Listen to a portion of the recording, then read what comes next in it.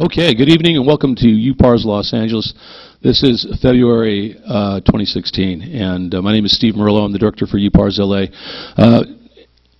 Abduction is a topic that is sort of taboo. It's it has a lot of fear behind it because the phenomenon itself implies that something is happening to somebody without their consent, and that's what abduction is.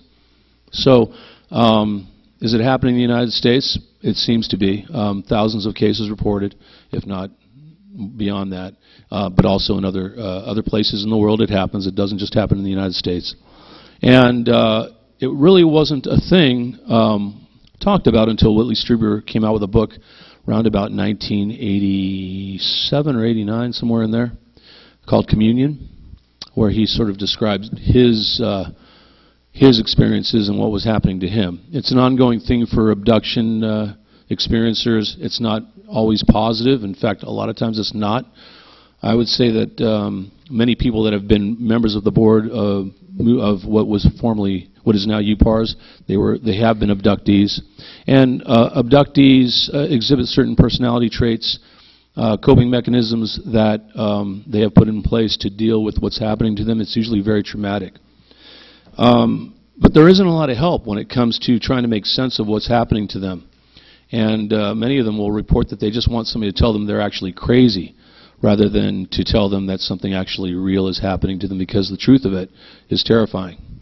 So thankfully there are people who have taken an interest in this professionally and have decided that there must be something that we can do to help these people through their trauma, help them come to grips with what's happening to them, and help them understand in some way, come to some sort of understanding.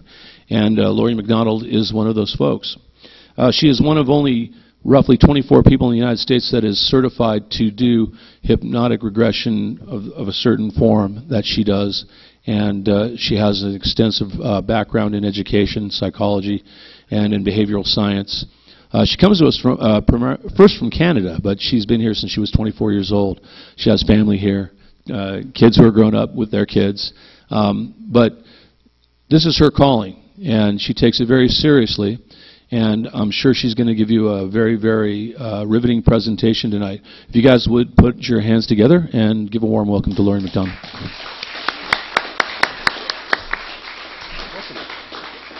My mic still? Is it on? I don't know. Am I still mic'd?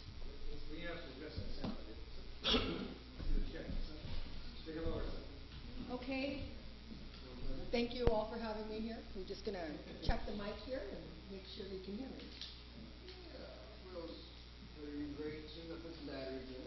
You know, for now, just use the podium. So you don't have to. You just use the podium mic. Okay. All right. Okay. Well. Tonight I'm going to talk to you a little bit about experiencing the extraterrestrial phenomena. I have been doing it for decades. I'm not just a clinical hypnotherapist. I am an abduction researcher. I own this company, You Hypnotherapy. I'm a certified clinical hypnotherapist. It's in Sacramento. I do a plethora of types of therapy: behavioral modification, clinical hypnotherapy, group therapy, alien abduction regression work, as well as guided meditation and empowerment workshops. I'm a huge advocate of meditation. It teaches you how to control your mind, how to control your thoughts. There's a pretty good chance if you're not controlling your own mind, somebody would be happy to do it for you. So You Hypnotherapy, I'm on the mental health referral list for MUFON, for regression. OPUS, which is the Organization for Paranormal Understanding and Support, as well as a Hypnotic World in the United Kingdom. So we get clientele come from all around the world to do some of these sessions. I have been voted Sacramento's best of for the last 3 years running, and I'm one of the only Better Business Bureau accredited clinical hypnotherapists that works with extraterrestrials. So if you think that the phenomena is still fringe, it's actually moving into the mainstream, because I'm Better Business Bureau certified. And yeah, still cracks me up. I am an interviewer for the Edgar Mitchell Foundation for Research into Extraterrestrial Encounters, and as you know, we just recently lost Edgar Mitchell, the co-founder, Apollo 14 astronaut. I was recently asked to accept a position as a researcher to their scientific board, which I've accepted, and will work with a plethora of interdisciplinary scientists, everything from psychologists to physicists, to see if we can't figure out exactly what's going on here. FREE is an amazing organization. One of the things that I love most about it is the fact that it's creating a forum for people who have had experiences to actually feel free to come forward and speak their truth without ridicule, without shame, without the threat of perhaps even losing your job. I've had clients fired from their positions because they talked about their extraterrestrial interference. I actually just last month accepted a position for Opus, and I am their newest board member. I'm a board of directors for Opus. Their mission is to educate and support people having unusual, anomalous personal experiences. Such experiences may include extraordinary states of consciousness, spiritual or anomalous experiences in everyday life. If you're interested in this, you can check out their website. It's been around since about 1994. Again, some amazing doctors, and everybody who's on the board is an experiencer. We're just in the process of voting on a new doctor, and he will be doing extraterrestrial implant removal. As you know, we're down in that field as well, so we need somebody else to be doing that. I myself have in my possession CAT scans that show implants in different parts of the body. I'm working with an elderly man. He's 89 years old. He was pre-med.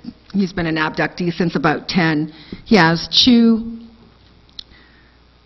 three implants. One was a general scoop mark behind the knee. The other one was closer to the groin. I have filmed them both, touched them, pushed on them. They run from my finger.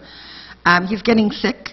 The implants are getting closer and closer together. He believes that when they touch, he'll die. He's given me permission to film his body post-mortem. Not part of the research I'm going to enjoy doing, but I'm going to do it. I'm the founder and the facilitator of the Sacramento Alien Abduction and Contactee Support Group. I've been running this group for several years. It's amazing. I have well over 100 members and a dozen or so that just can't identify themselves because of their position in either security technologies, or the military, or working in the government. I work out of Sacramento, so that's where the capital is, so we have a lot of government employees there. I meet once a month with about 25 or 30 people at a time and allow them to express their extraterrestrial experience. Sometimes it's beautiful, loving, altruistic. Sometimes it's terrifying. So it gives us an opportunity to share the experience and begin to see how it affects our consciousness, how it allows us to challenge reality, to push past the third dimension paradigm of thought that we seem to be trapped in, that doesn't allow our mind to move past our physical senses. So it's an amazing group. Over the last year or so, I've noticed some wonderful bonding. So I've started playing telepathy games with them to see if they can't enhance that specific ability, because my research shows that people who have had extraterrestrial experiences have an increased ability for psychism. It may be temporary or it may be lifelong. When I think that if once they recognize it, they can work with it and develop it even further. I'm not sure if just the actual interaction with the extraterrestrial is enough to increase the frequency that allows us access to this part of our own mind or not, but we do see this, that it is a statistic. And as far as Steve was saying earlier about how many people have reported, worldwide, there has been 280 million people who have reported an extraterrestrial abduction. That's based on a 4% value system of the Earth's population.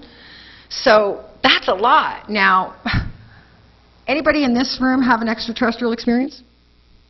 Okay. How many of you reported it to someone? And there you have it. So in a room like this, where people are most likely going to have some type of experience and you're not reporting it, where are these numbers coming from? So, love this group. Now, I'm going to talk a little today about the phenomena. I want to cover some category definitions that I've created. You may have heard them before, but I've created them specifically to do my research, because what I'm ultimately doing, just finished my first book called The Extraterrestrial Interference. It'll be out in April. What I've done is psychologically profile extraterrestrials, because they think they know so much about us. Well, with the thousands of cases that I've worked with, I'm beginning to learn a little bit about them and their hive-minded attitudes and what scares them. I'd like to level the playing field, so to speak. I'm going to talk a little bit about what they want with us, what we can do to understand our experiences further. Just going to let you know, not all experiences are going to fit into these categories. I realize that. They're general categories to help me in my research, because I have thousands of cases. All right, so I'm going to tell you, this is True You Hypnotherapy Case Study 5721, female subject, 30 years old. She first came to my office 2012, and she said that she had a series of complaints. One was that she was an empath, and that she's too drawn into other people's emotions and is having a difficult time processing them. She also displayed telepathic abilities. She firmly believed that she was a hybrid. She had waves of overwhelming sadness because she felt that it was just too difficult to be a human. She said that she got downloads of information, and it was fast and efficient, and she understood it perfectly, and that wasn't the problem. The problem with the information was the emotions that were left. She couldn't physically process the emotional aspect of the information that was being downloaded, and it left her very much off balance. Now, she wanted to make sure that if I was going to be her hypnotherapist and regress her back to a time where she was having eye-to-eye, face-to-face contact with an extraterrestrial, that there are a few things that I absolutely would not touch on. And I agreed. And one of them was that we didn't talk about my lab abduction, military laboratory abduction, and that we didn't mention the government at all. And under no circumstances was I supposed to ask about extraterrestrial implants. I easily agreed to that, because I would never ask any of those questions during a session anyway. I'm facilitating. They're telling me. I'm not asking. They're giving me the information. Otherwise, I would be leading. So I was curious, though, as to why she didn't want me to touch on those things, and she felt that it would be detrimental to the health and well-being of her family. So continued with my intake interview. And one of the most startling things that she said to me was that when she was a child, about 2 years old, she had gone missing for a wee bit, and her mom found her playing at the bottom of the pool. She had sat at the bottom of the pool, they're guesstimating between 12 and 13 and a half minutes, the whole time sitting at the bottom of the pool, breathing. Now, if any one of you saw them open that X-Files, the new X-Files season, they had, I think, my case. They showed the girl at the bottom of the pool and the mother jumping in, and I was blown away. I hear I'm working on my presentation, and I turned to my husband, and I'm like, well, I'm going to have to change my presentation, but I won't, because this is the case. Now, so before the session begins, I asked her some further questions. Now, she's married to an emergency room doctor, and she has a small child. He gives her biweekly saline drips to keep her healthy. She needs to have salt water in her body. So as the session begins, I regress her. She automatically sees some very small extraterrestrials. She starts to describe them.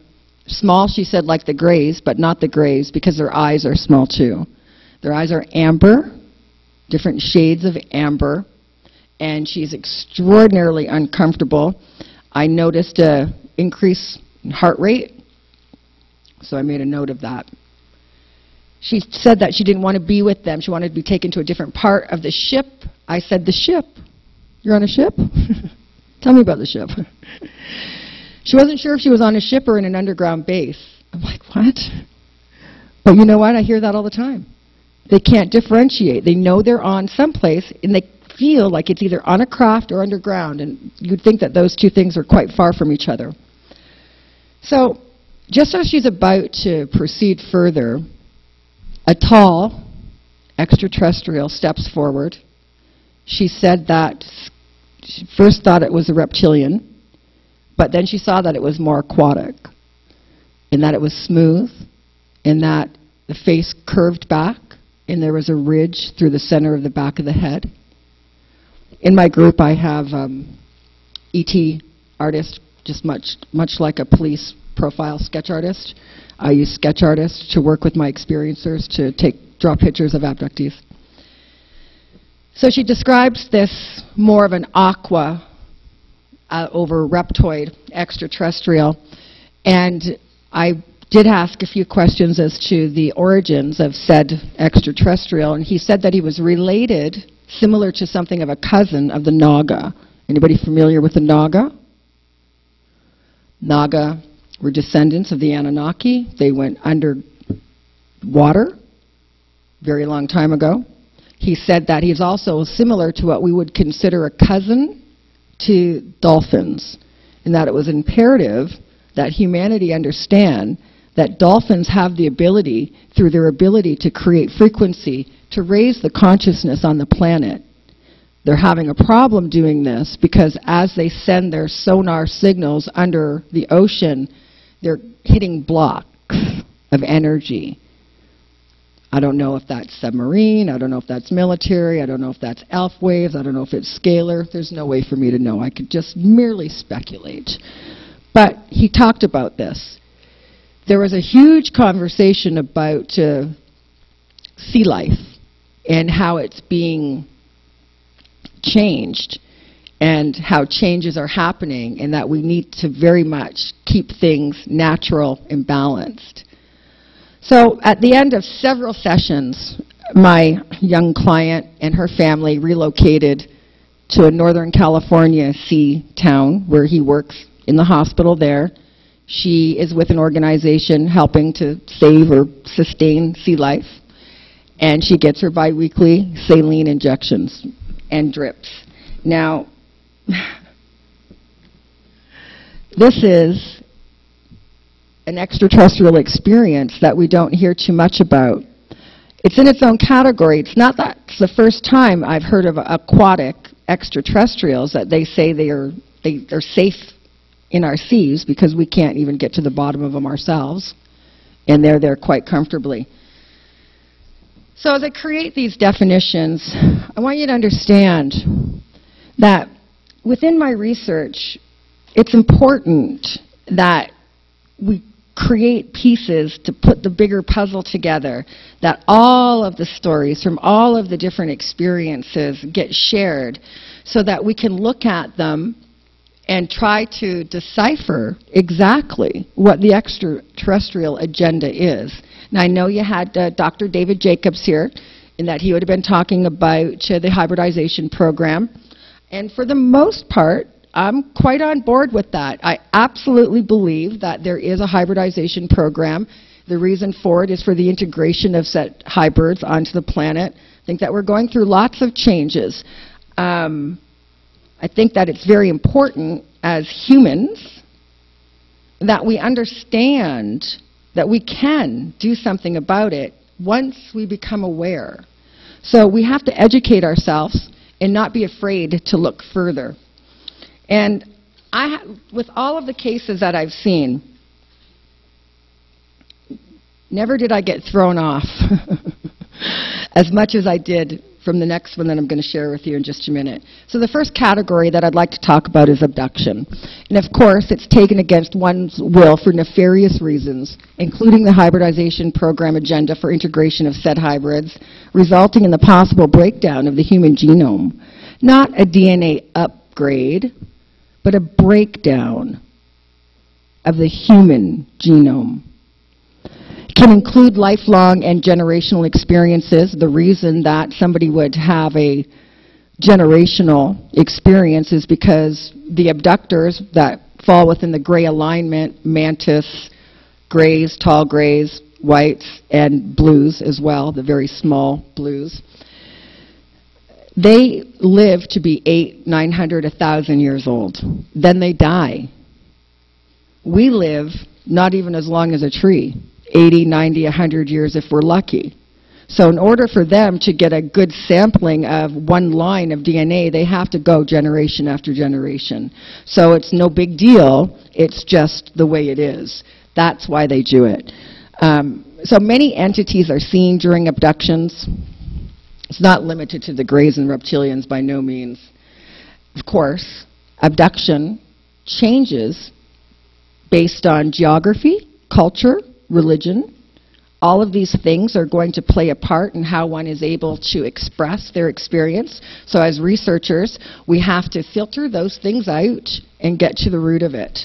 So experiencers are often made to feel chosen or special. I'm going to tell you right now, that's a straight up manipulation. There's not one human being whose DNA is so special that it could save an entire extraterrestrial race. That's just ridiculous.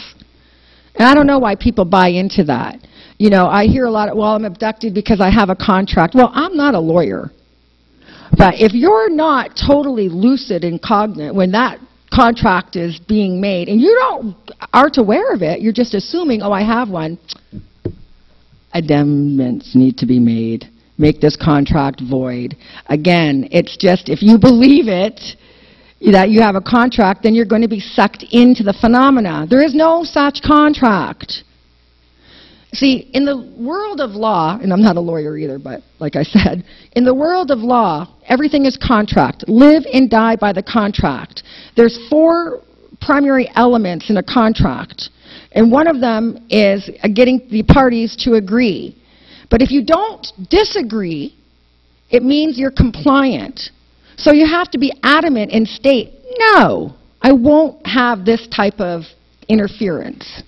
So there are ways to do it. It's not as simplistic as that, although it is that easy. So 3 reasons that they abduct. We know that it's physiological harvesting. We know that it's psychological testing. And we know, too, that we have some evidence that they take our planet's natural resources for their own reasonings. So I'm going to share a story. It's a true story. And it came to me in the spring of 2014. I just finished some TV shows. One of them had just aired. It aired about 2 days prior. My phone rang. I answered the phone. It was an elderly woman. And she said, I'm your mother. I'm like, what? I was put up for adoption. She said, yeah, I'm your mom, and I just saw you on TV, and I need to tell you the story of your birth. The story of my birth? I said, just a minute. And I went to get my husband, put my phone on speaker, took out a little tape recorder, hit record, and I said, please, tell me your story. So she said that all of the year January 1963 in Windsor, Ontario, Canada, she was visited almost weekly by extraterrestrials. They weren't gray. They may have been Zeta, based on her physical description to me. That's my words, not hers. She said that they continuously took her, really scared her at first, and that she had asked, "Why are you doing this to me?" They said, "We're not doing this to you. We're only interested in your baby. There's nothing for you to worry about. You're going to be okay. We're just interested in the baby." So as the months go by September, she's at the back of the house, sitting in a lounge chair. 3 of her children and her husband are in the house sleeping. That in itself was a miracle, because they never all slept at the same time. She was already fully 9 months pregnant, tired, resting in a lounge chair, and instantaneously 2 of the small extraterrestrials appeared either side of her. She felt that she moved through our apple orchard, and as she was moving, time felt distorted. She could see the things going by, but time felt distorted. When she got to the center of the apple orchard, that's where there's a clearing. That's where the tractors turn around during harvest. They fill the backs. There was a craft about 50 feet above the tree line, and then instantaneously, she was on the craft. The first thing that she noticed was that her feet were cold, and she said so. And they took her and laid her down upon a table where they began to do some experiments. She became panicky and frightened again. And once again, they assured her that they're not going to hurt her. They just are looking at the baby.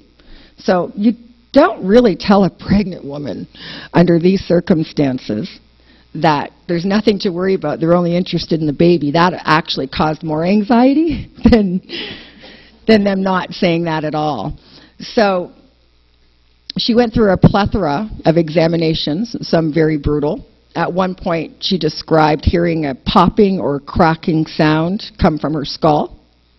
She said that there was one standing directly behind her, and they kept inserting something into her head, and she didn't know what it was. They examined her both abdominally and vaginally, and after everything was over, she does remember one. See, this is the thing that really piqued my curiosity. She said, and I have to tell you, they smelled horrible. Now, there's about 4 researchers that know what to listen for when we start hearing them say that. There's a specific aroma associated with some extraterrestrials, and they smell horrible. I mean, even a human after a few days can get pretty ripe. But they smell like rotting cardboard and rotting cheese. Moldy cardboard and rotting cheese, actually, is what she had said. It was rather disgusting, and she was kind of repelled from it. So, without really understanding, because it happened so quick, all of a sudden, she was back in the backyard, bleeding from the nose and vaginally, and full-on labor. She was calling out to my father and my elder siblings, none of whom woke up, so they were really out. Now, a neighbor heard and came, roused my father. They took my mom to the hospital. She was in labor for several hours, and then at exactly 9 o'clock in the morning on the 19th of September, I was born. Now, she had a very difficult time bonding because she had experienced trauma during her pregnancy, and I wouldn't breastfeed, and I wouldn't drink cow's milk. Ew. Still won't drink cow's milk. It's really gross. And don't drink any milk. I think I was the first soy baby in Canada, and still that didn't go down well. So I was very sick. So it was very difficult for her. So after a little while, she gave up. She had told my father about the abduction, and he just like shut her down. She had told her gynecologist and several times, and he told her, listen, Karen, if you start getting into this one more time, we are going to have to commit you. And back in the 60s, that was enough to shut her up. So she remained quiet for over 50 years. So this is the sad part of the story, to tell you the truth. I run an experiencers group just for people like her. I run a group for people who are traumatized or not, but for people who want to share their experience. And I've run multiple experiencers groups. The first one I did was in 1993. We didn't call them experiencers then. It was just a UFO group at that point. But I've been working with experiencers for decades. I had no idea that my own mother was one, and she had no idea what I did for a living either. So I said, listen, you've earned your right to tell your story. You did really good. You didn't go crazy. You kept your secret for a long time. I really appreciated her contacting me and, well, kind of, telling me the story. It certainly piqued my interest, and I had a lot of questions. I didn't ask them because I'd be a little biased in doing that. And so at the time, I was working on a TV show called Experiencers. It's an alien encounter investigation. It was produced by Jim O'Connell. So I said to my mom, hey, get a hold of Jim. I got a hold of him, got them together, and they talked all that summer long. He really interviewed her extensively and was thrilled with the story. We had booked her to come on to the show so that she could be brave enough to stand up and tell her story. So I'm all excited about that. Yeah, I get a call from Canada, this Jim O'Connell from Experiencers. And it was my mom's neighbor, and she said the ambulance just came and they took your mom to the hospital, you better call. I called the hospital, and they said that she suffered a major brain aneurysm followed by a stroke and couldn't speak. So rendered her unable to tell her story. She waited so long. So I thought it was really devastating. We got her through the surgery. She only had a 15% survival. So thank God for Canada. They'll free health care, and they will try whatever they can to save somebody. And they did save her. She's still mixing up things like time is money. That's really funny because she'll say it's 4 o'clock and she'll say it's $4. And gender, he and she has mixed up. But these are just little things that will be worked out over time. So we're going to give her opportunity at an upcoming conference that I'm doing this spring. And I'm going to fly my mom here and let her tell her story. So the TV show aired its trailer on September the 2nd. On September the 9th, this was the newspaper article, Dark Matter News. Jim O'Connell was a very good friend of mine, creator and lead investigator of the TV show Experiencers, mysteriously died in his sleep September the 9th, 2015, 7 days after the trailer aired. So I talked to the rest of the investigation team. This is the one thing that really bothers me. Well, there's many things, but one is that he was cremated less than 24 hours after he mysteriously died. And so we don't know the cause of death. His wife, who I just recently spoke to within the last week, because Jim talked about me and my mom quite a lot to her. She felt like she knew us. I want to ask her, what was the hurry? But I'm not sure that she'll give me the answer. She seems to be acting a little bit different, but you never know how somebody grieves. So this is what's happened. And so when we look at the phenomena of extraterrestrial experiences in ufology, there seems to be a degree of risk. Last fall, I had my personal house attacked. Somebody carved the word psycho on my front door. They took a small caliber gun and shot out to the side window of my vehicle. And so my husband and I were standing out on the street cleaning up the glass. And apparently we weren't reactatory enough, because when we went in to get rid of the glass, they went back and did our second vehicle. Now, I spoke the end of January in Sacramento, did a radio show beforehand and posted some stuff. And then that night, somebody took a hammer to one of my vehicles. I have a van that I use for, it's the mystery machine. It's for UFO watching and hunting and camping and all that stuff. So anyway, took a hammer to the windshield. 2 days later, I have a Jaguar. Somebody used a bottle of ketchup and created a big X, wasn't for X-Files either, across the windshield of the driver's side, and kind of made it dripping down like blood. So like low-level harassment. I mean, I know my website has been hacked. My bank account's been virtually drained. You know, that's cool. There's precautions for that. You get your money back. It's just a hassle.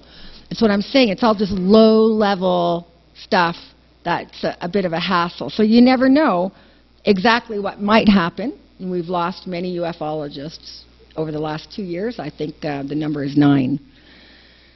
So there's a certain amount of trauma involved for everybody. And there's a syndrome called post-abduction syndrome. It was coined by a psychiatric nurse by the name of Rose Harsgrove. And these are some of the symptoms, anxiety symptoms that's included but are not limited to sleep disturbances, difficulty falling or staying asleep, hypervigilance. That's like how Steve mentioned, you know, the book Communion. You know, people would walk by a store and see it, and they'd be like, ah, you know, exaggerated startle responses, up all night when they hear something, thinking that they're going to be abducted, sleepwalking, vivid nightmares, panic attacks, alien phobia, restlessness, worry, and rumination, difficulty concentrating as well. So that's just a small piece of the anxiety symptoms that can be associated with post-abduction syndrome. In fact, they can get a lot worse than that. So one of the most difficult areas for researchers in this phenomena is the wide variety of testimony from witnesses that just span the map. So we're coming from all different angles, and like I'd mentioned earlier, there are certain geographical as well as religious and cultural beliefs involved in the phenomena. For instance, in the United States, if we're talking about abduction, generally the abductors would be members of the gray alignment. Mantis, tall grays, short grays, sometimes Zeta. So in Australia, we would be hearing a whole lot more about Nordics and Pleiadian types. In South America, Venezuela, places like that, they're more creature-like, chupacabra. You know, the chupacabra took me. You know, so it depends on those things. Like I said, it's very important that we siphon those filters out so we are left with just the actual experience. Now, I don't want to spend too much time on this next category. The only reason it's in my categories is because it exists. And it is channels. Now, this is an actual extraterrestrial experience, but it happens only to mediums. This is when an extraterrestrial commingles and feeds information to the human. All of the information that comes out comes from the extraterrestrial, not the human. This is Paul Anka, cousin to Paul Anka. This is Daryl Anka, the singer. He is an advocate of injecting or smoking DMT to reach other dimensional states. I don't think that's typical with channels. I think that because he was so into it, he desired more. He channels an extraterrestrial that goes by the name of Bashar. And the reason I have him up is because what I particularly like about Bashar is when he talks about basic physics and energy, because that I can understand. One of the things I don't like about channels is that they seem to relay the same type of information. One of the reasons that could be is that sometimes I might say something to you and it'll resonate with you. Somebody else could say the exact same thing and it won't. That's all. It's that simple. Different people can reach different people. So this is a woman by the name of Tuella. She was a primary representative of the Ashtar Command. Now, don't think that that sounds too crazy. We've heard all of these different accounts of Ashtar Command or Federation of Light, and all of these people discussing different commands. Like there's extraterrestrials that they're saying that are working among like a military, just like we have. So they're very regimented, they have roles, there's agenda, there's a science department, there's all types of different departments. And unusual about this type is that when a channel brings the information, what they usually leave out is just this very thing, where they're channeling from. I mean, if they're not going to give us some M-class star system that we can find on a map and verify, then it's going to make it really difficult. And we want to do some serious research here, so you can't just, give us ambiguous information and expect us to go on it. But one of the things about the channels is that every now and then they do hit something that provides us with some information.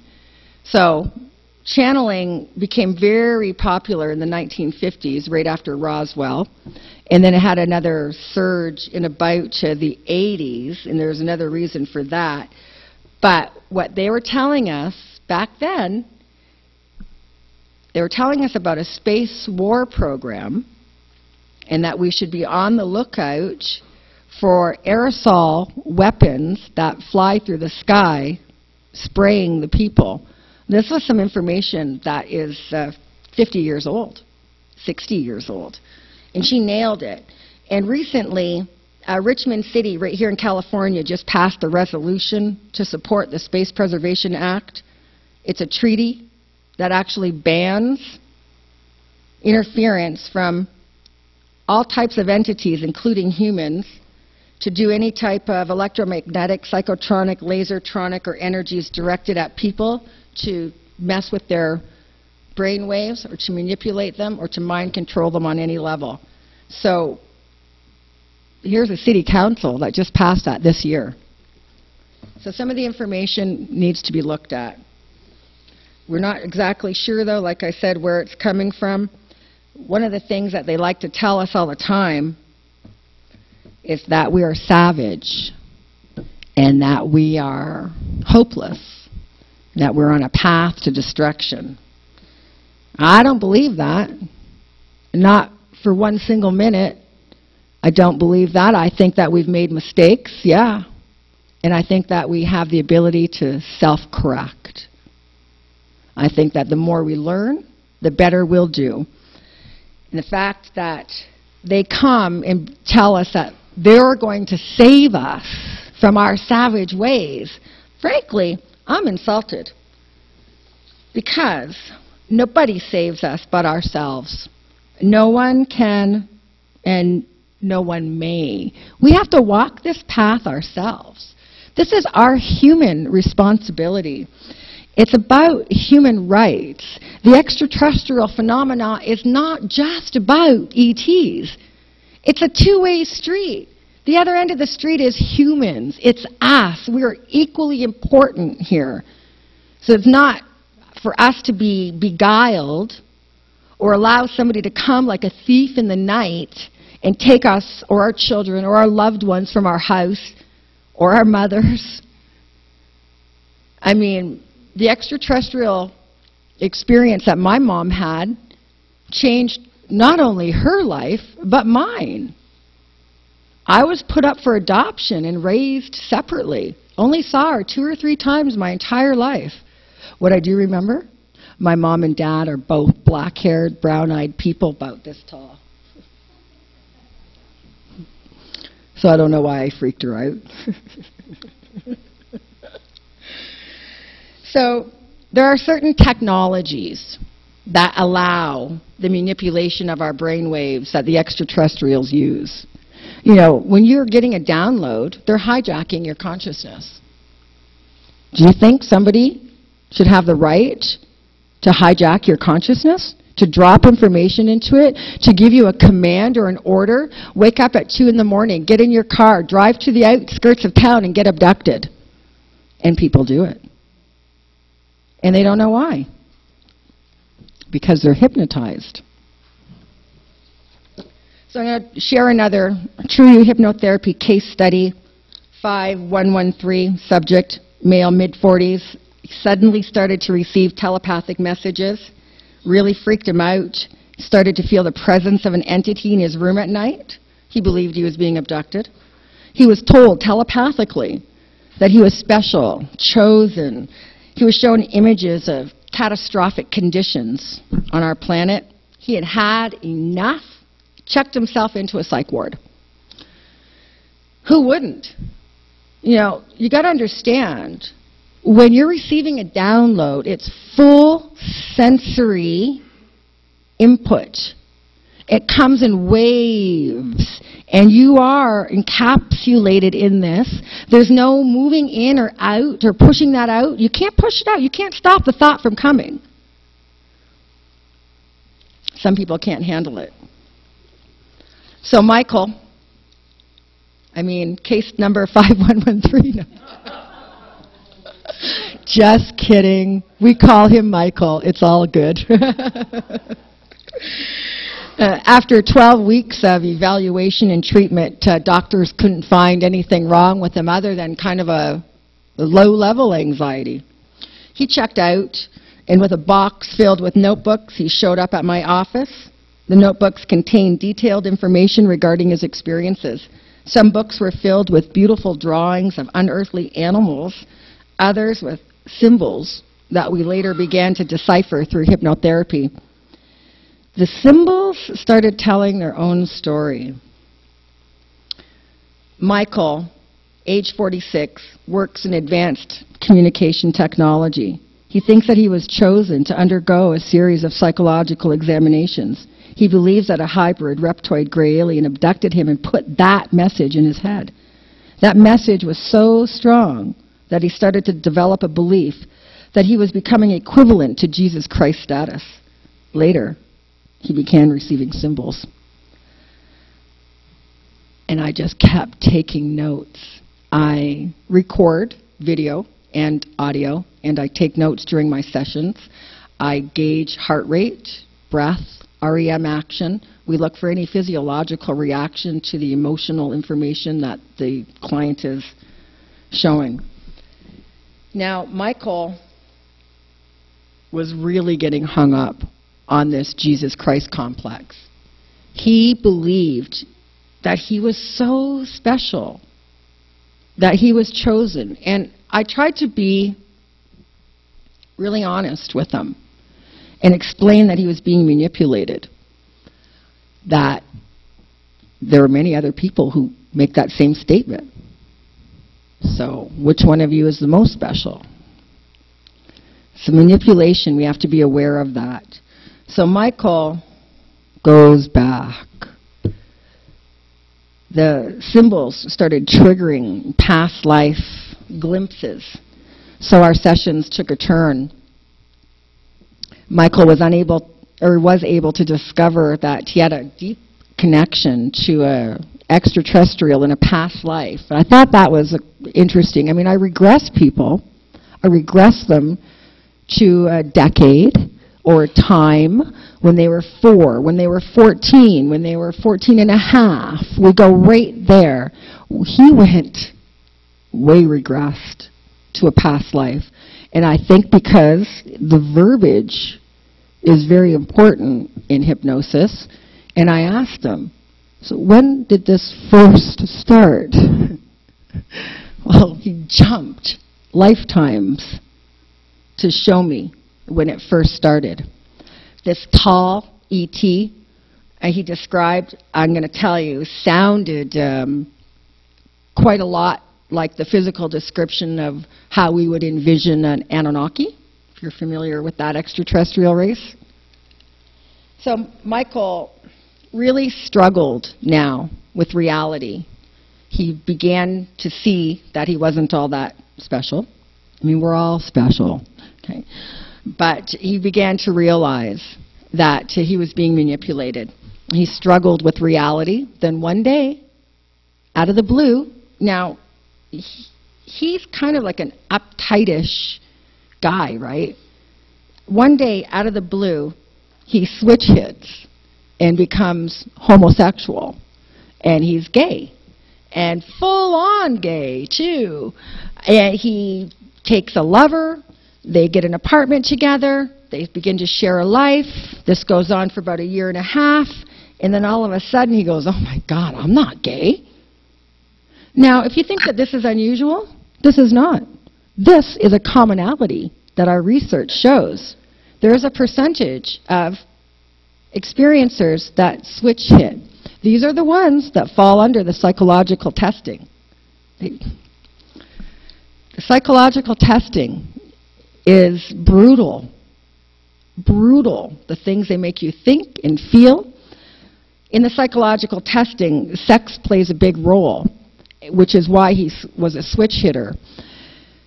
We see that whenever there's a lot of psychological testing with the extraterrestrials, sex comes up. I'm working with 5 different clients right now that are trying to get out of sexual relationships with extraterrestrials. And they describe it in terms that make it difficult to leave. They say things that it's the best experience that they've ever had. They go on and on and on. And I have to tell them straight up, it's wrong. Stop. You can't do that. You're breaking a universal law. You're being manipulated into it through your physical sensations, but your consciousness in your mind has to stop this, because what they're doing is wrong. They're not allowed to do that. There are laws and protocols that have to be followed. And if you have a extraterrestrial that wants to have sex with you, that's not a good one. Okay? That's not good. So that's what was happening with Michael. That's what caused the switch hitting. And when that psychological testing stopped and went on to something else, he was straight again. Now, just for a second, how hard is that? I mean, let's face it, you're already dealing with the abduction phenomena, all sorts of other testing, and then this happens in your personal life. But we know the ramifications of encounters with extraterrestrials spill over into our everyday, ordinary lives. So Michael, today, straight, he's doing pretty good. He believes that a lot of his abduction was mind-controlled, psychotronic warfare. On Earth, humans, we call it telepathy. That's a natural way. The technical way, technology, is the psychotronics. It's the same stuff, just one is artificial, one is real. So Michael, sadly, moved 2 blocks within my home. He said he feels safer, and that I live right off of a medical district, and he thinks that there's a lot of action going on, and he's close to me, and he thinks that it'll lessen his opportunity of getting re-abducted. I mean, here is a 46-year-old man in security technology who wants to live a couple, what am I going to do? What I can do, actually, is offer him information that allows him peace of mind, can offer him personal empowerment, and I can promote his growth. That's all. Now, the third category is your contactee. And it's an experience entailing a message of urgency, again, regarding the health of our planet, generally received telepathically.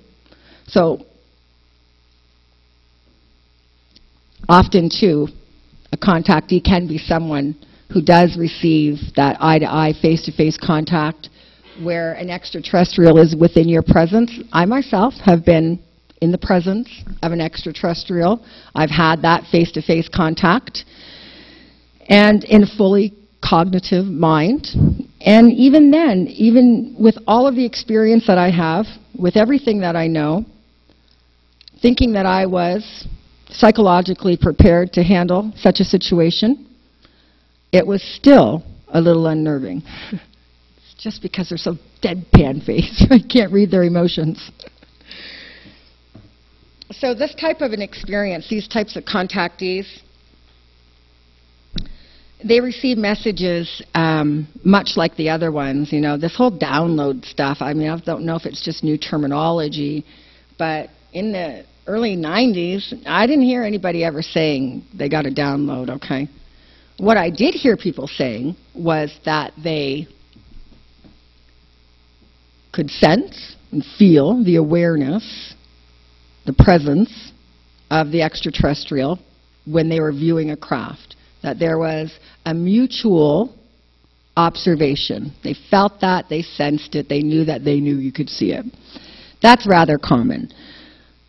That's because some craft display morphogenic qualities in that the consciousness of the pilot could very well be interfaced with the craft itself. Very much like Merkaba. And the Merkaba means body, spirit, light. It comes from Sephardic Jews, the first original black-blue Jews that come from Africa. And also, Zulu Africans speak of the Merkaba, and they call it a time-space dimension vehicle.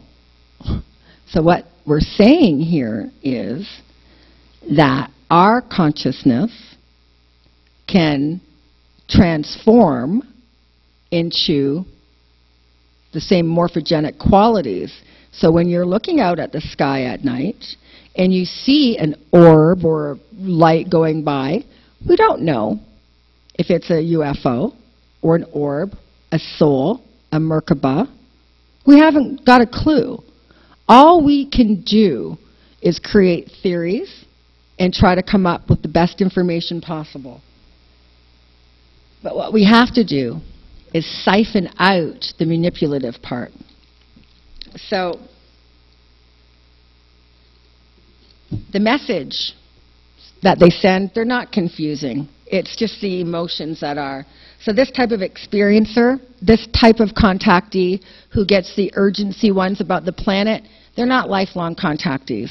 They'll get between, average 3, but they'll get between 2 and 5 experiences, generally between the ages of 20 and 35 years old. This is what our research and statistics show us. And they never see it extraterrestrial. It's as if they are put in front of a screen and they just get all of this information pushed down their throats. It'll be as if Armageddon had taken place. They'll see floods. They'll feel floods. They'll see and feel the famine. They'll recoil from the horror of some of the things that they see. And this in itself can be very psychologically damaging. So can imagine for just a moment, if you will, the shock of this coming into your consciousness. And for these moments, you can't differentiate between what is real and what is not real. All you know is what is at that moment. And these are the images that come. Are they warnings? Are they just simple motivational tools to get people to take better care of our planet? I mean, after all, the Earth is a garden planet in a series of garden planets, still existing in duality, but on a path of evolution. So we have certain responsibilities as we live here. So some extraterrestrial interference is positive if it's going to promote or propagate the health of our planet. Therefore, the health of the species and the ecologies that live on it. So you may think it's so strange that these people get this information just dropped into their head. Well, it's not. Ray Hernandez, co-founder and director of FREE, the Edgar Mitchell Foundation into Research Extraterrestrial Encounters, he was your everyday uptight estate tax attorney. Didn't really think of the phenomena or the paranormal one way or the other. His wife was a little bit into it, but after experiencing a both paranormal and extraterrestrial event, he, one day while driving down the interstate in Florida, got himself a download. The downloaded information said, hey, put together the best people that you can come up with, create an organization that will promote the existence of extraterrestrials in their interaction with people, and it's gone global. I have to tell you, I'm really surprised at how big this organization is. So he got his download and he did it. It's very unusual, but it happens. Now, another category, this one is very interesting. It's fully integrated. Not sure if anybody in here is familiar with this type of an experiencer, but they are taken regularly and willingly on spacecraft where they work, they have meetings, they report, they have duties. They think that they're chosen based on their aptitude towards telepathy, and like I said earlier, one of the commonalities among experiencers is an increased ability for psychism.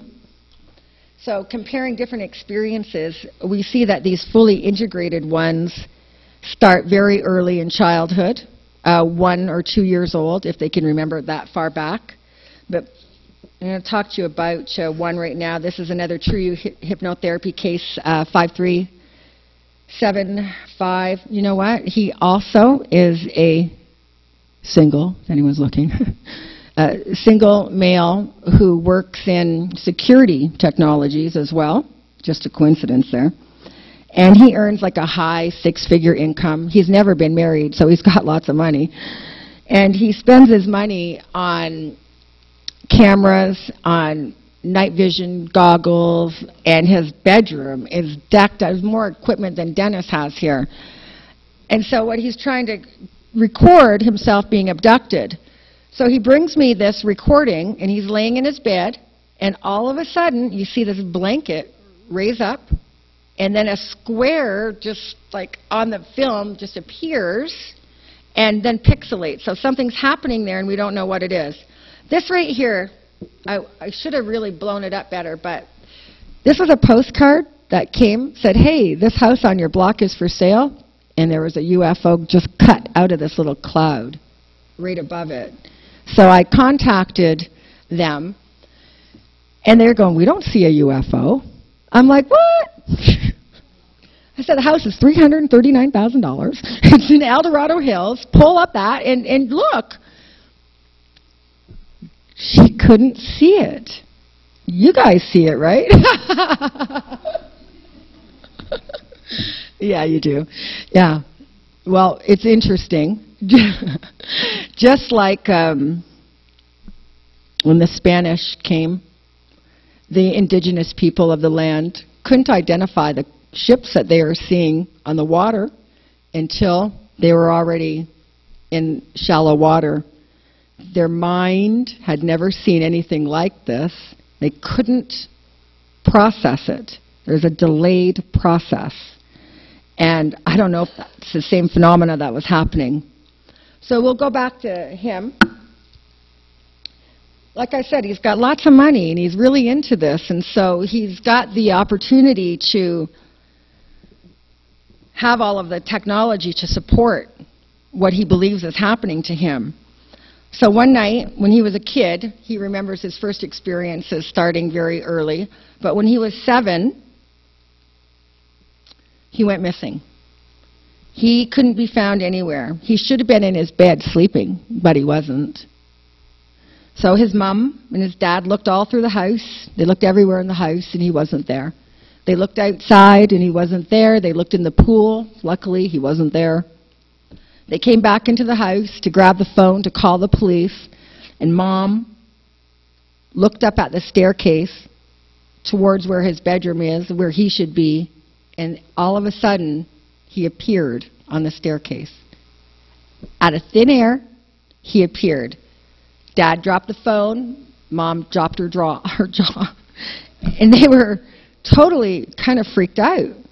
Now, over the years, he developed a very close relationship with his mom, and she supported all of this stuff and helped him do some research, but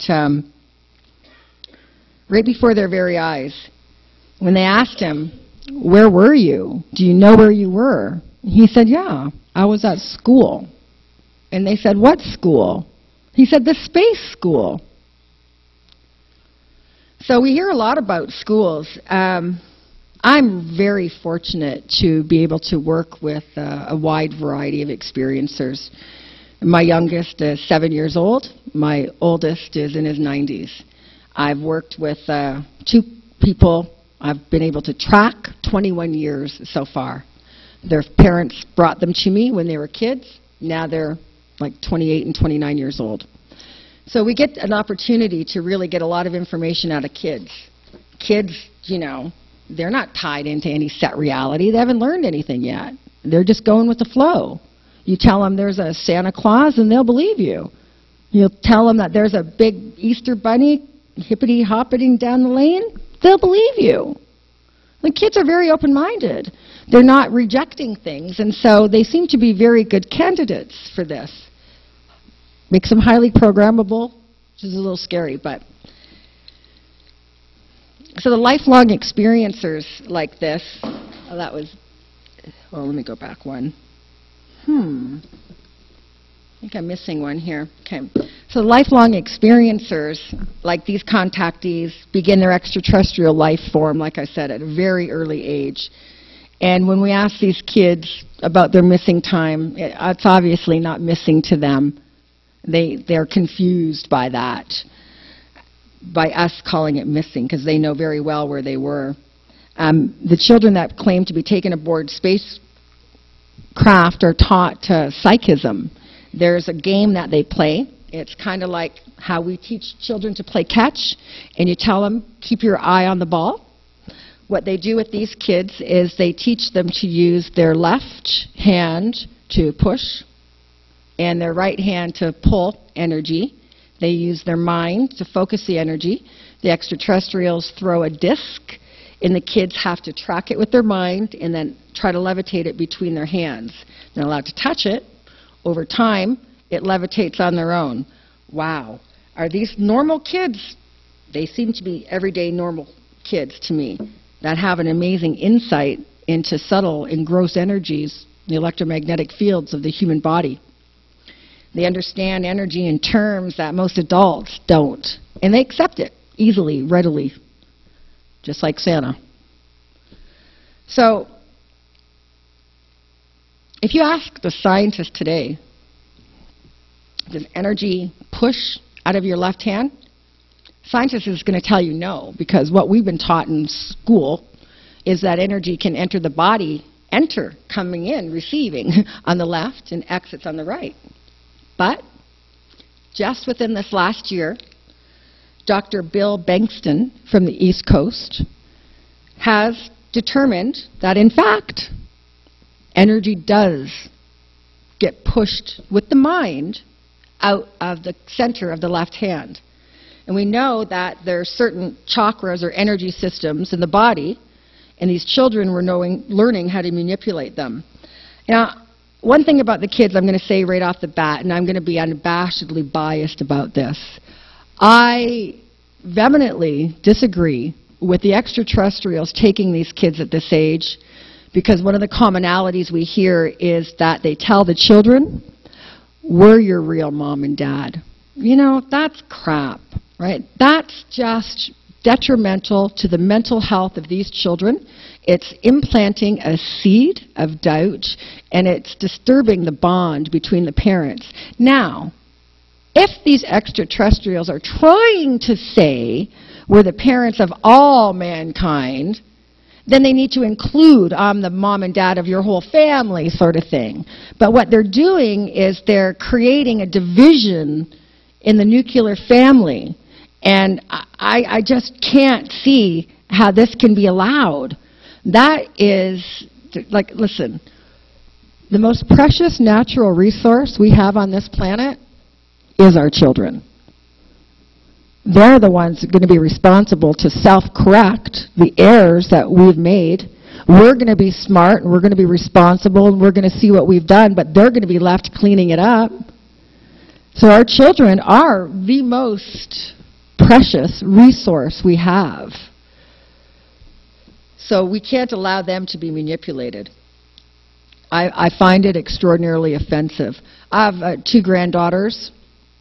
My kids are 35 and 28, and I have a 6- and 3-year-old granddaughter. My 6-year-old granddaughter is having some night terrors over the last several months, and she's dreaming about alligator men. You know, that's not normal.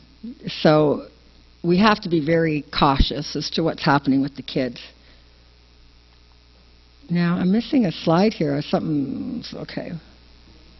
Now, the energy centers of the hands that these children were talking about, this is what I learned. Each hand contains a major chakra, and both hands provide complex energy dynamics for us as we go about our day.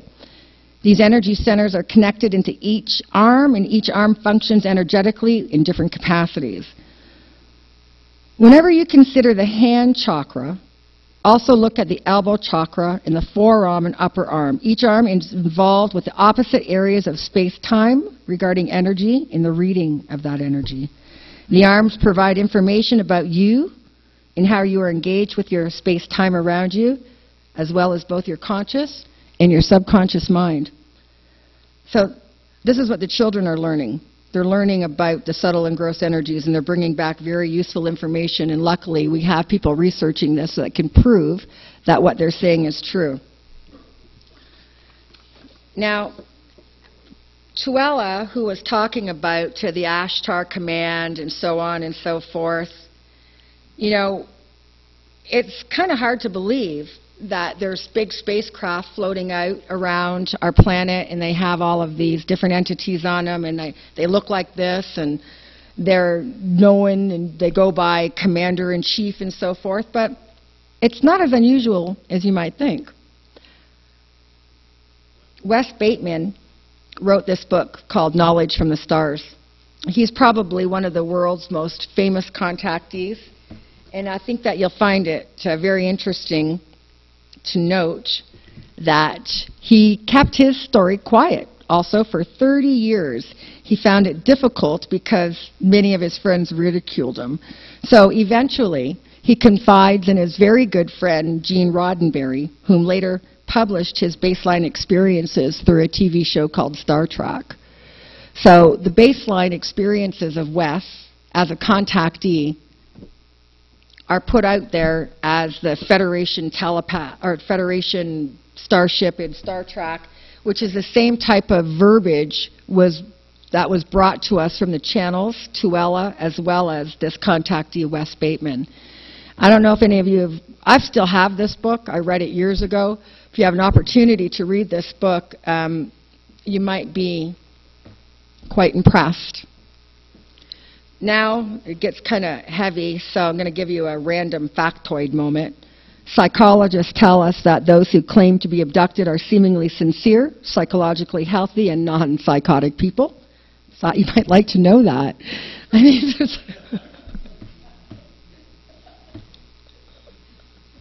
I think that's an important fact for us to know, because it seems crazy. And isn't that just what people fear? That somebody might think that you're crazy. Well, so what? Here's another factoid moment for you. 99% of first impressions are wrong. That's a factoid moment for you too. Just something to consider. So another category we have here, this one is one of the more beautiful ones because it's not manipulated by an extraterrestrial. It's manipulated by a human, a terrestrial. And these are contactees that can initiate the contact. You know, they're chosen, or they choose how and where they're going to have their contact.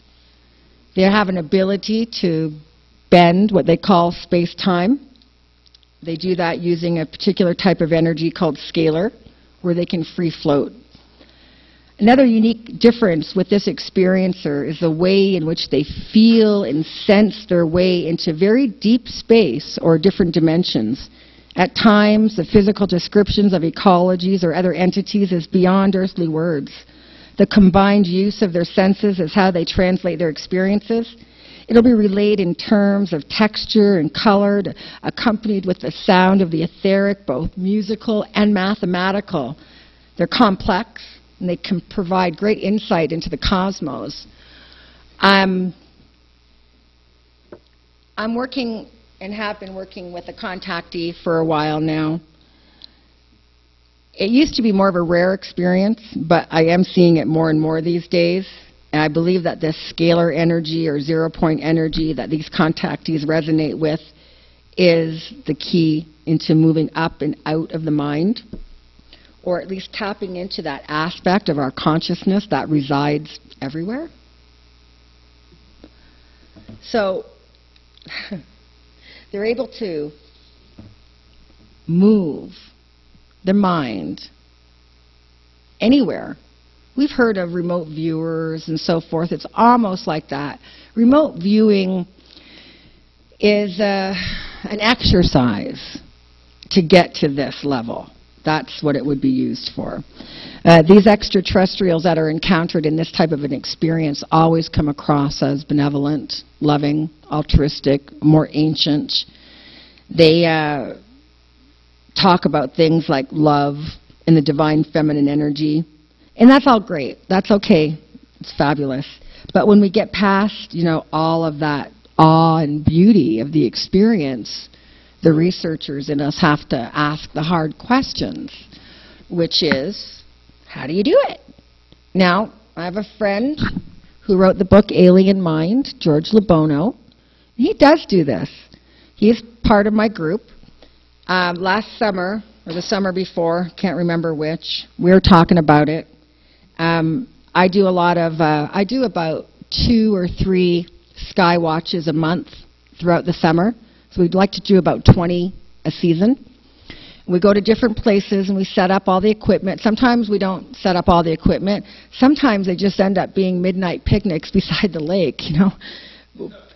But it's a very dark lake and we're watching the stars. So we get to learn a lot. So I was talking to him that night about, you know, his ability. He's a very smart person, and so you really have to stay with him on everything, because one word and you're down the rabbit hole and you're lost, okay?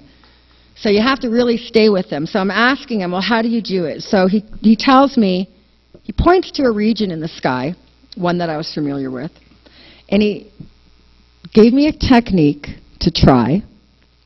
I'm a hypnotherapist. I can move into an altered state pretty quick. I've been doing it for decades. Plus, I've been a meditator for over 35 years, and that probably helps as well. So I used his technique, and he told me to start describing what I was sensing. And I was sensing, and I was feeling. And I started to describe some long waves of energy that were long and slow. And as it turns out, George was doing the same thing. We both wrote down what we were working on, and it came up with red dwarf star systems. Now, if any of you know anything about the stars, the red dwarf star systems are a longer, slower wave. Every star that you see when you stand outside and look up at the sky, there's about 3 or 4 red dwarf star systems that you don't see because they're out of your line of vision. Our scientists can see them. We have the equipment to see them, but you can sense them. You can feel them, which is exactly what we did. So this actually can be taught. So George's story is actually pretty interesting. He's got quite a background that most people have no idea about. So I started talking to him about how he's doing it, and he started using the word scalar. And scalar energy, I told him I had a dream about scalar energy, and for the whole summer, hours a day, I was working on the formula, the mathematical formula. At night, I was dreaming about this professor. He had an accent. He would write these long equations, and I would tell him that would read like aero-echo propulsion or whatever it happened to be. And the scalar one I was having a really hard time with. So one time, sitting in the restaurant with him, and he sees my equation, and he reaches over and he changes one of my symbols to the delta symbol, which looks like a triangle, which represents time in physics, and turned our equation into what would appear to be time travel, or reversed time travel. If you reversed the equation, showed a lack of time, and it started to represent this 0-point energy. Well, we worked hour after hour. 6 hours later, they asked us to politely, could you please leave the restaurant? So we gathered up our napkins and we left. But we actually learned a lot about it. We were able to teach each other a little bit. I'm interested in that because it helps me understand my experiencers better. I started Harvard Extension earlier this month, and I'm studying astrophysics, and man, is the homework ever hard. I called George's wife and asked if he could come over and help me with my homework, and she said that'd be okay. So that's really good. But the idea here is no matter who we are, it's kind of our responsibility whenever we come to a crossroad where we don't know much about. It's up to us to start to learn. And learn is what we're going to do. So if we have a baseline of physics, you can understand then the lack of physics. So you can't take a shortcut in space until you know the full route. You can't jump to the physics that extraterrestrials use until you have a full understanding of the physics that we use. And it's not that hard. It's not as hard as you might have thought when you went to school. Learning math is like learning to read. You read it as a language. Math actually is a language. So you don't read it like numbers because that confuses the mind and it makes it difficult. They taught math like this on purpose.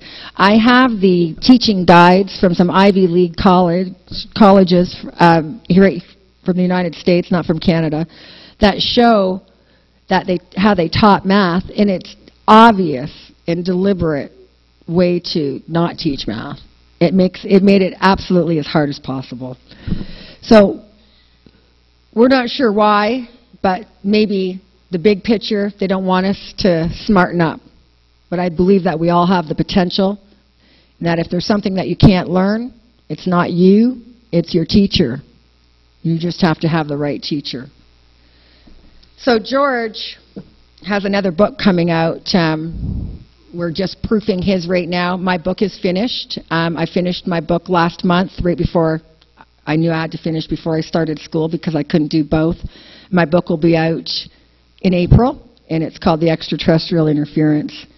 So a little bit more about the scalars for just a second, because this is a type of energy that is the future. I'm not sure if you're familiar with Maxwell. Maxwell actually discovered this energy back in the 1800s. Einstein totally looked up to him. And Maxwell is somebody that we would call the father of physics because he had a way of understanding it more than anybody else on the planet at the time. But in the 20s, Einstein started to refer to the scalar waves that Maxwell was doing back in the 1800s.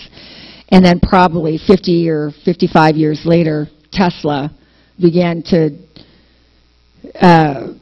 demonstrate the existence of the same thing. Now, there are two different. There's scalar energy, which is very much like the zero-point energy, and then there are scalar waves. Now, a scalar wave is different, and so just know that whenever you're reading or hearing about it.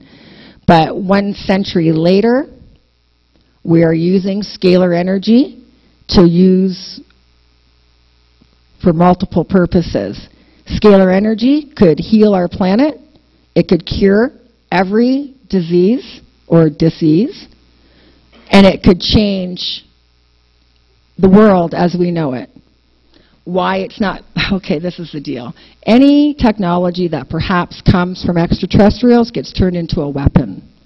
If it were given to the people, then we would be able to use it for the population. But since it goes through governments, it gets militarized and turned into a weapon.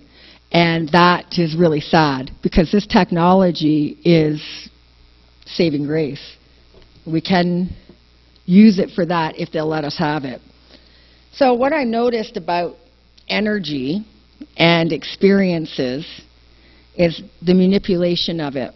Now, in almost all the cases of abduction, we see that the body is involved, that they're physically taking the body's being levitated out the house, through a window, through a wall, the body is being examined, the body is having tissue removed.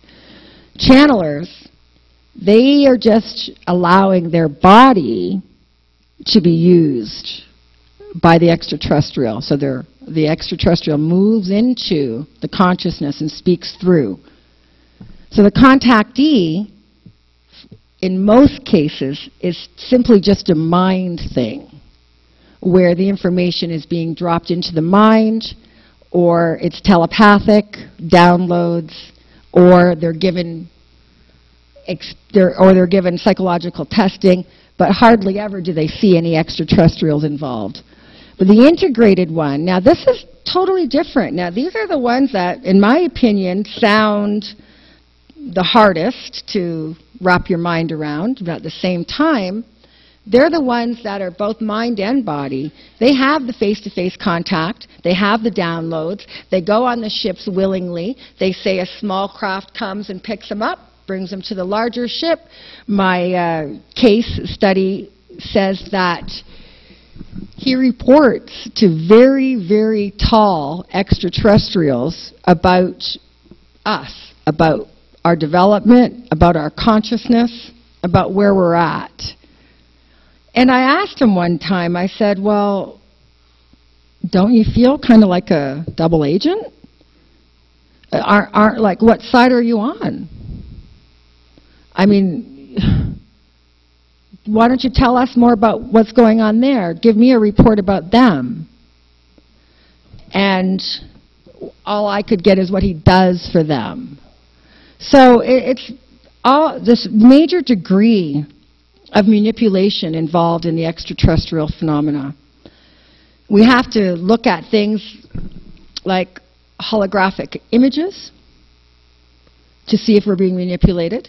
We have to understand and learn how to differentiate between auditory hallucination, schizophrenia, and a download. How do you know that it's not a message being sent to you terrestrially to mess with you, or that it actually is an extraterrestrial? Well, there are ways to know. There's a protocol that we've developed, a series of questions that should show us where the information is coming from. These extraterrestrial experiences, like I said earlier, really aren't so much about the extraterrestrials at this point in our history. At this point, we're at a monumental time where we're aware, we're awake, and we are brave enough to speak our truth, to do the hard work.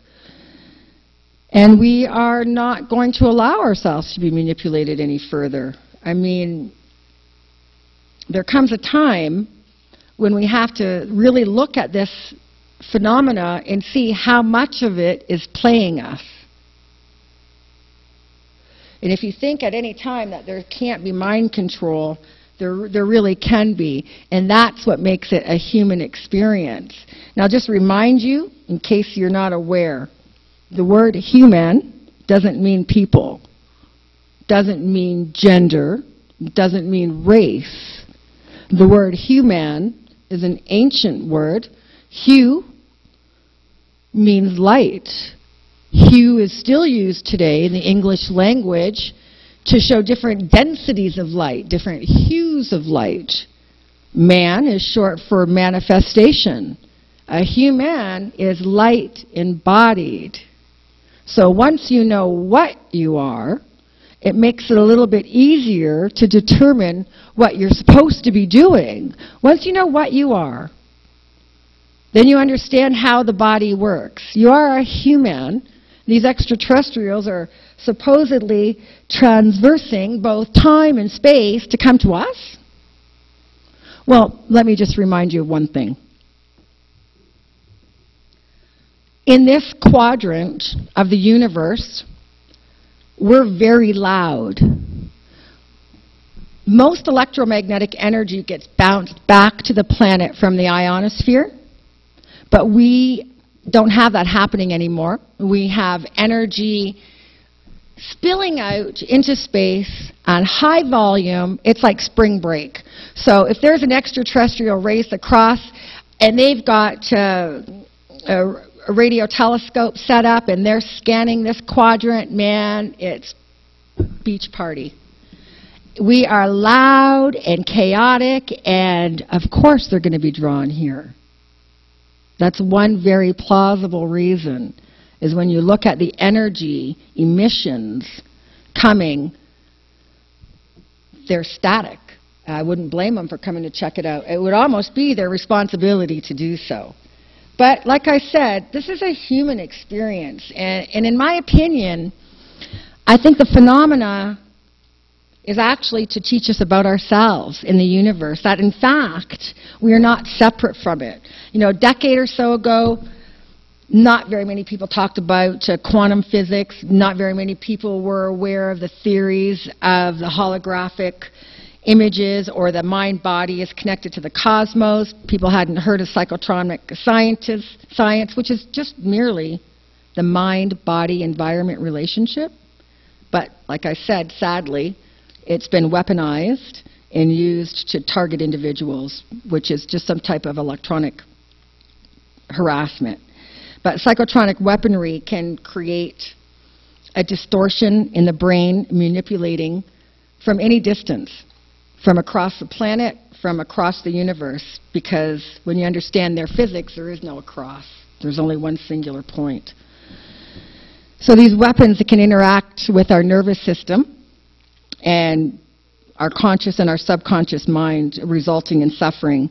And this is a science that's supposed to be concerned with, you know, the mind, energy, consciousness, matter, energy, consciousness. These are the three things that continuously come up in the phenomena that we have to look at. It's not about whether it was a disc-shaped craft or whether it was a cigar-shaped or whether it was a quarter-mile long or what ET you saw. What it's about is that it makes you adjust your reality. Your reality has to now change. Your reality has been challenged to encompass that life exists other places. So when your reality changes, this allows us to have a consciousness expansion.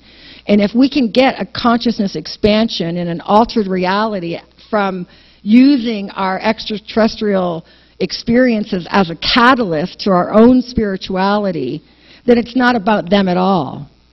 It's all about us, what we plan to do with it. And that's, in my opinion, the way we need to do it. Because they are controlling our minds, no matter which category we look at, other than the telepath. They are moving into our consciousness or into our bodies. So it's creating this type of mind control. You know, I love the mind. I'm all about the mind. The body is good too, we need one of those, but the mind-body connection is imperative. The brain actually plays a role in abduction. The brain, obviously, is one of the most complex and magnificent organs that we have. Our brain gives us awareness of ourselves, teaching us how to process our environment. So basically, all we're doing is receiving continuous stimuli through our 5 senses. And as we continuously receive this stimuli, we are able then to interpret our environment. But if we limit the stimuli to only the 5 senses, then we're missing out on what's called perception, or our ability to perceive, which takes us above and beyond and actually outside of our body, allowing us a greater expansion. So it's when they move into your mind and tell you to go get to your car at 2 o'clock in the morning so that you can get abducted, I think that they're doing it this way. I think that the extraterrestrials move in between the delta and the theta brainwaves, and you can see that we're vibrating at a particular hertz. And what this raises in us is the unconscious mind, not the subconscious mind or the superconscious, but the unconscious mind. The unconscious mind is very easily manipulated.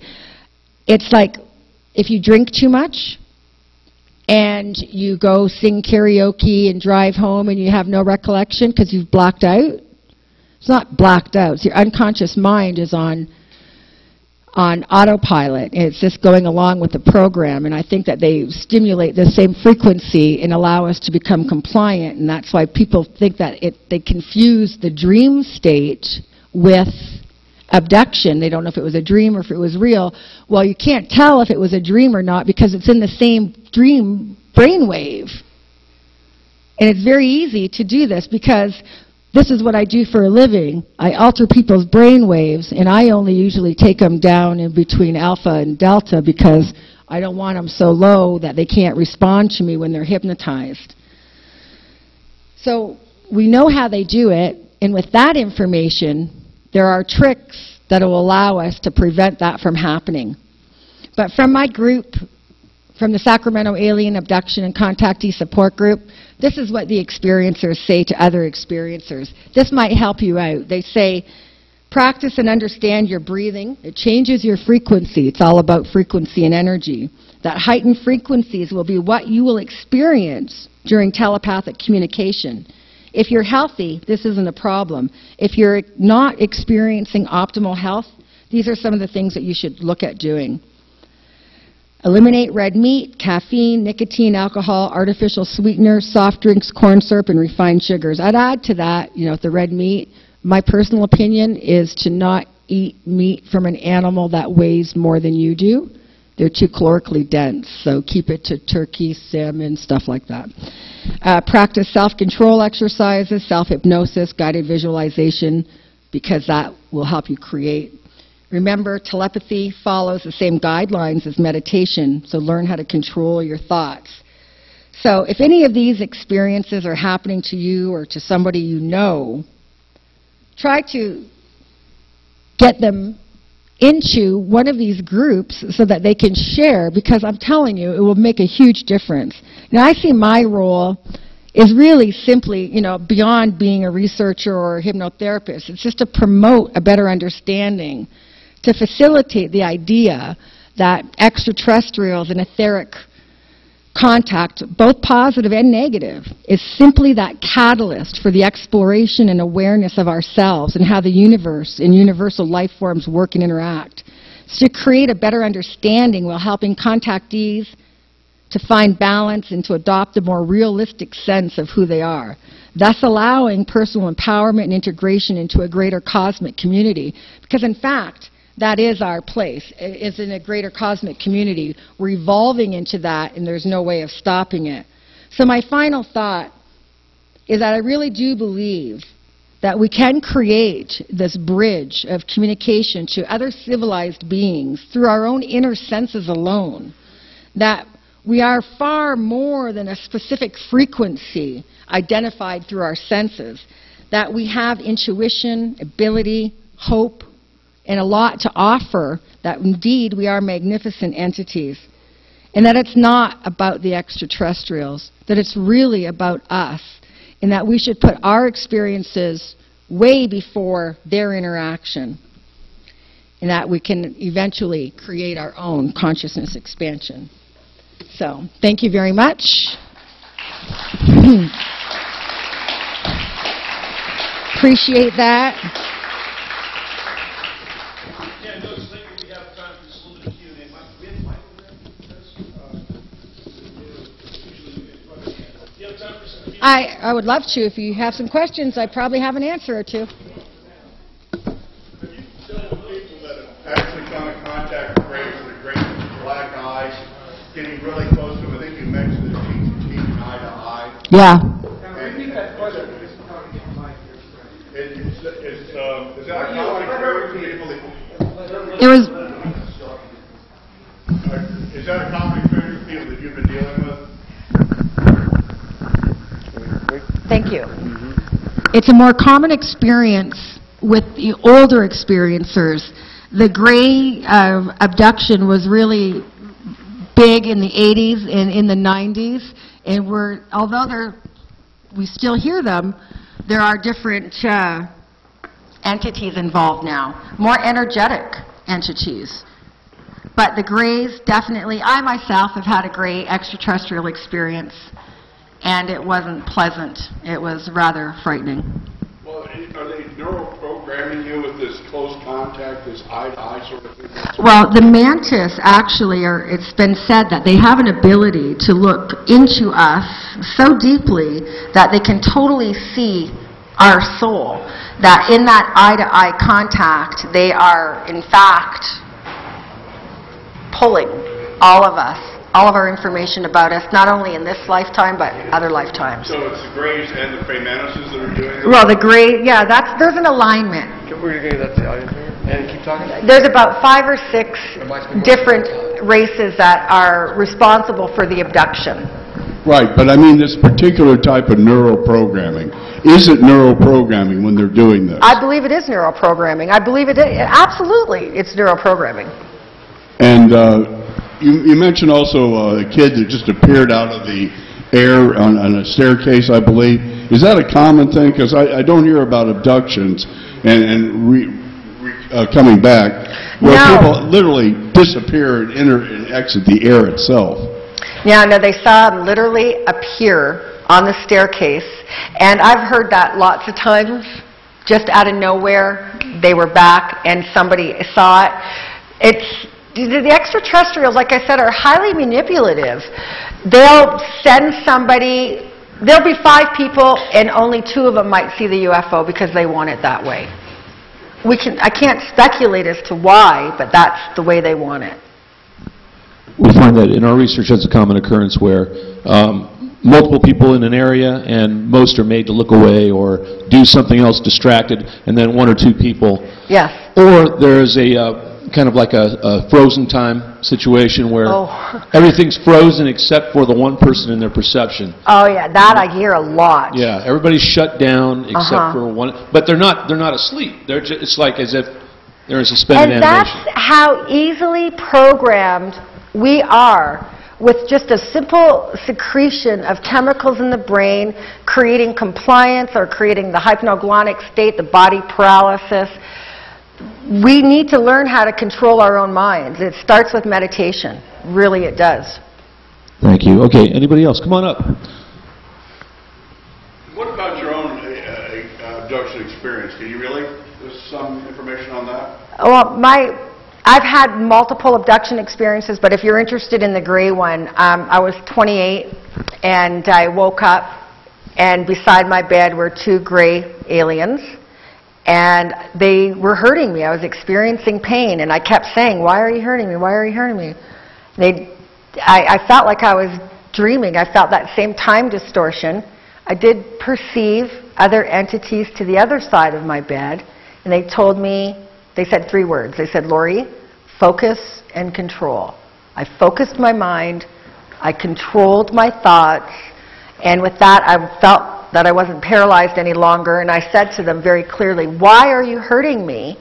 And they looked at each other, and it just in a second, they like spoke over my head, telepathically I'm assuming, and right away a taller gray alien came forward, and in its hand, which was terrifying, the hand, chopstick-sized length needle, and he came towards my lower left abdomen, and I kicked as hard as I could twice. I tore my abdominal muscles. I had emergency surgery after this experience, and I have a huge mesh plate holding my stomach muscles in that I tore during my encounter with the Grey. They tried. You had mentioned earlier that about the town you mentioned earlier about the town in California that had passed a law regarding Redwood and Richmond, 2 towns now. So I gather that maybe you're talking a little bit about like the people that identify as targeted individuals who feel that there's like a government agency or something like that that's targeting them with microwaves and things of this nature. Are you seeing people that are maybe mistakenly initially thinking that they've been abducted by aliens or being harassed by aliens, but it's actually something very terrestrial? And can you talk a little bit about that? Yeah, absolutely. Not everybody that comes to me that thinks they've been abducted by aliens has been abducted by aliens. I've many people that come to me, like the one case, Michael, who later, on his own resolve, believed that it was mind control. I'm working with an elderly man in Northern California up in Redding, and he believes that he's a targeted individual, and he is constantly getting pain shot into his body, into the bottom of his feet, which most people know is another cluster of nerve endings. And he's distraught, absolutely distraught. It's driving him crazy. So he goes to this psychiatrist, and he starts to tell the psychiatrist that I hear these pinging and different noises in the house. Finally, the psychiatrist literally comes to his house, hears it too, starts to experience it in his own office, tells the guy, "I can't work with you anymore," and referred him to me. That guy had a lot of guts, didn't he? Oh, I can't. Yeah. Sorry. Yeah. It's getting tough here. Oh, Here, gee whiz. I know this girl that can help you, though. Yeah. She'll take the heat. Who else? Was it your abduction experience that promoted your interest in this? Give me the mic. Well, no, it's just we have other people want to ask questions too, Steve. No, I, from a very, very early age, maybe 3-ish, was fascinated by the sky.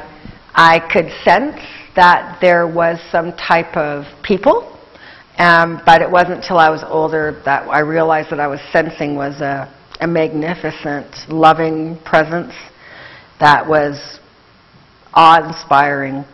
And by the time I was 10 years old, I had, like with a handful of tacks and some string, created a grid on my bedroom window, and I would track planets moving through particular constellations in the summer so that I could keep an idea. Yeah, that was my first star map. I made it myself. But I was very interested all of my life because it's only natural to me that there's life everywhere. Yeah, you mentioned they lived to be about 900 years old. That's right. And so, do you think that they'll stay here for their lifetime? And what do you think their ultimate objective is? The Gray alignment, who works with the alignment of the abductors that go back as far as the Verdant, and they encompass just up to the Milky Way and a little beyond that, from Lyria and Orion through that area. Those are our abductors. They come to the planet, and I believe that ultimately is for the integration of a hybridization program. It's been said that they move from one solar system to the other like locusts devouring. I personally believe that Earth is a garden planet in a series of garden planets, multiple types of solar systems very similar to ours, and that the Greys have a very bad reputation for doing nothing but causing mayhem through all of them. And I get this information from some very reliable sources. And so do you think it's their objective to have us destroy ourselves and then they take over the planet? Or? They actually think that we don't have the ability to control our emotions. They don't think. So yeah, they think we're going to do that anyway, because they don't believe that we have the ability for emotional control. And I tell you, we do.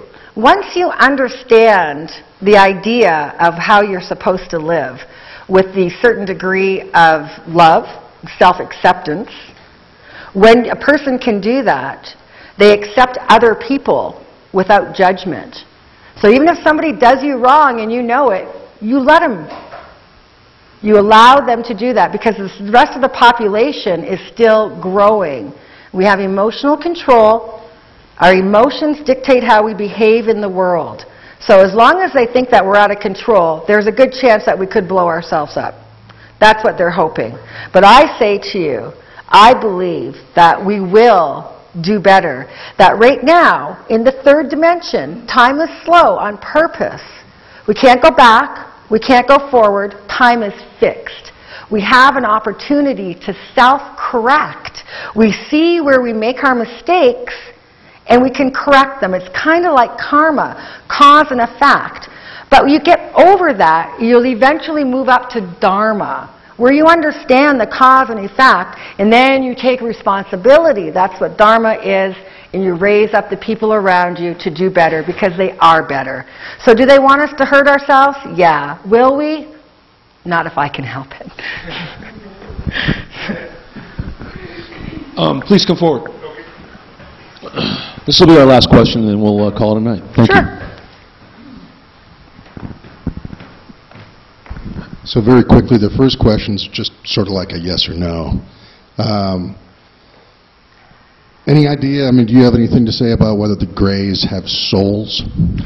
I don't believe that they have souls. I feel that primary motivation for the hybridization program is so that they could get the very thing that we do have, is a soul. Right. Because a soul goes on forever, and they only live 800 or 900 to 1,000 years. And then the larger question was, you've spoken specifically about the Greys and sort of their agenda. What are the other ones up to? Well, the other ones are well aware of the universal laws, and that there is a non-interference with humans. And everything that the Grey alignment is doing is against the universal law. So they have to sit back and wait. But I can assure you that there is a loving, benevolent, altruistic entity that's very ancient, and I say all unconditionally loving. And I have that experience as well with those beings. Via abduction? No. I went willingly. They had asked me if I wanted to see. They asked me if I was afraid. They told me I passed. I thought they meant I died. I didn't. So yes, then they did show me what a future could potentially be. And I did see a golden planet. I saw tranquility, peace. I saw productivity too. I saw fifth dimensional thinking. If you're interested, I have a DVD at the back, fourth and fifth dimensional consciousness thinking. Some of the information in that is my own personal experience of what I did see. And it was a major privilege to be shown that. Can you tell us the name of those aliens, of that species? Or In the fifth dimension? what type? Yeah, what type are they? Well, they're more of an energetic entity, and they're more soul-based than you might realize. The human soul spreads out and exists not just here in me, with me, but in multiple levels of existence in time and space. And so I kind of believe that these beautiful altruistic ones are partly us, that at our very best, this is what we'll be. And in the fifth dimension that I saw, they had a lower and a middle and a higher fifth dimension, and that the entities were all different colors of light. some so bright that they were robed for us so that we could be able in their presence, because the light was so bright that I couldn't make out anything else. Also, in the fifth dimension, where there's instant manifestation of thought, which is essential why we have to have emotional control, otherwise we can't exist there, because we'd be hurting ourselves and others. That can't be. So you could, if you wanted, in the fifth dimension, in the lower fifth dimension, work, be married, have the life that you always wanted to have, or you could allow yourself in the higher fifth dimension to just continuously progress as a soul. It's the most beautiful thing, and I can tell you I'll never be articulate enough to express the beauty, the peace, the joy, and probably the hardest thing I've ever did was come back. And the only reason I came back was because they started to name my children. And I felt a sense of responsibility and duty, so I came back. Otherwise, who would want to? Okay. Okay. Great. Thank you so much. Thank Laurie. you. Thank you very much, everybody. Okay. As she said, there are a few DVDs there for purchase, $15 each. I think there are like 4 or 5 left. Oh, and I think, I don't know. We'll check it out. Who is it? Oh. No, Barbara Lamb's in, no. April, yeah. Yeah. Don't remember. We got them coming up, though. Just check the website. Yeah, we've got Fukushima coming up, too. Thanks, guys.